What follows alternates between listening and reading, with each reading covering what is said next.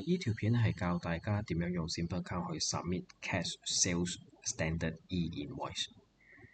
咁我呢個 account 咧就已經填好咗啲company info 啦，同埋一啲item 我都製咗入去啦。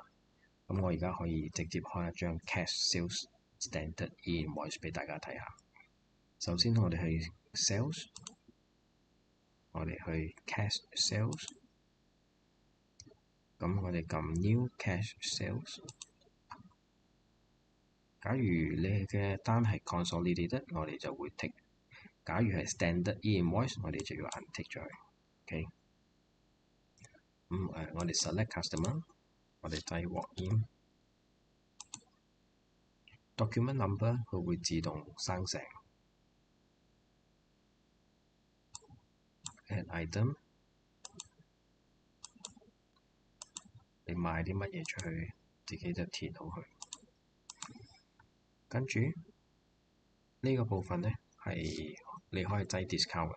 呢個呢 discount 係成張單嘅 discount。假如你係 by item discount， 你就要喺呢個位做 discount。OK， 如果有 round up， 你可以呢度 round up。呢個部分呢係俾 cash。如果佢係13,000，你可以填13,000。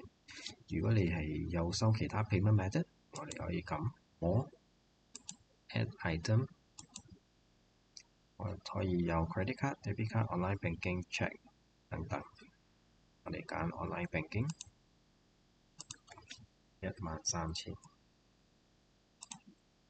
所以你填咗個 amount， 佢會出現喺度。如果你假如睇住冇嘢係 OK 嘅，你就 save。OK， 呢個狀態咧唔等於你 submit 咗 e-invoice。呢個狀態咧係等於你 create 咗 invoice， 仲未 submit 俾政府。呢度會 show not validated。咁我俾你睇下 not validated 嘅 layout 係點樣。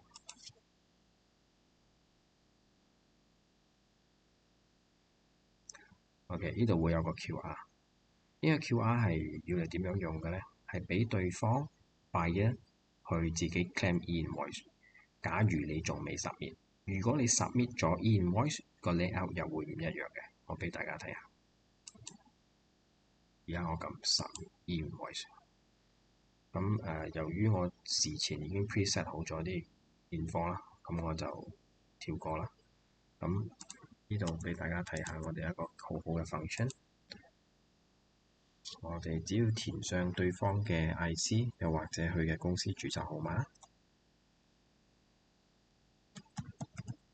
我哋可以撳 search TIN， 佢會自動揾到對方嘅 TIN number。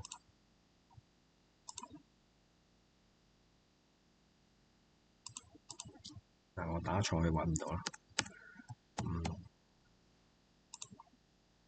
OK， 出咗嚟啦。我哋都可以 check 個 TIN number 係咪 valid 嘅。OK， 咁所有星星都必要填嘅 info 嚟㗎啦。OK， 全部嘢 OK， 我哋撳 submit。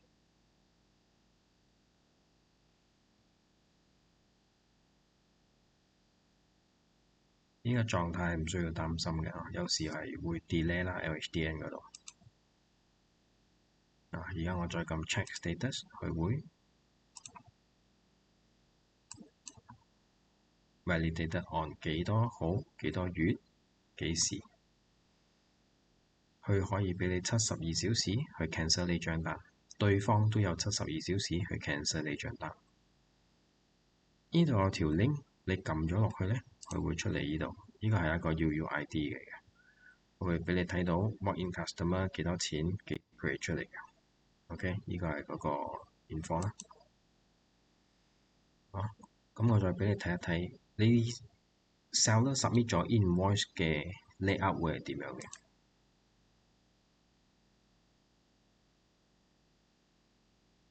？OK， 有公司資料，呢度有一個 UUID 嘅 number 喺度，個 QR 就喺度 ，scan 呢個 QR 會去到 LHDN My Invoice Portal 咯，